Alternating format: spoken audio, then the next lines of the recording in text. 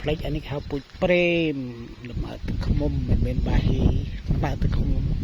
ពូជប្រេមទឹកខ្មុំផ្អែមស្រួយឆ្ងាញ់គេបានទឹកខ្មុំហ្នឹង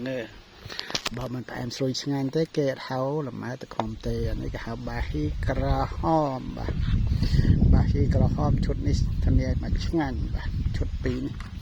ស្រួយឆ្ងាញ់បាទទាំងអស់បាទហ្នឹងហើយបាទស្រួយឆ្ងាញ់បាទឈុត2បាទធានាមកឆ្ងាញ់បងប្អូនធានាឈុត2នេះឆ្ងាញ់ស្រួយឆ្ងាញ់បាទអត់ជ្រុះអត់អីទេមកខ្ញុំគាត់ថាគេជ្រុះប្រេះអីចឹងអើយ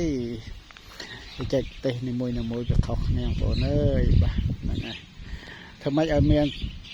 ស្រួយឆ្ងាញ់ផ្អែមបាទលម៉ើបាទលម៉ើធ្វើម៉េចឲ្យបានស្រួយឆ្ងាញ់ផ្អែមហ្នឹងហើយជួនកាលយើងអត់ផ្អែមអត់ឆ្ងាញ់មានទឹកច្រើនអាហ្នឹងវាអត់ល្អទេបាទ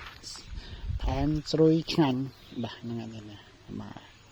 បាទហ្នឹងហើយបងប្អូនស្រួយឆ្ងាញ់ផ្អែមបាទហ្នឹងហើយបាទហូបទៅជក់មាត់ហូបទៅជក់មាត់បាទហ្នឹងហើយជក់មាត់ច្រប់ស្រួយបាទហ្នឹងហើយបាទអរគុណច្រើន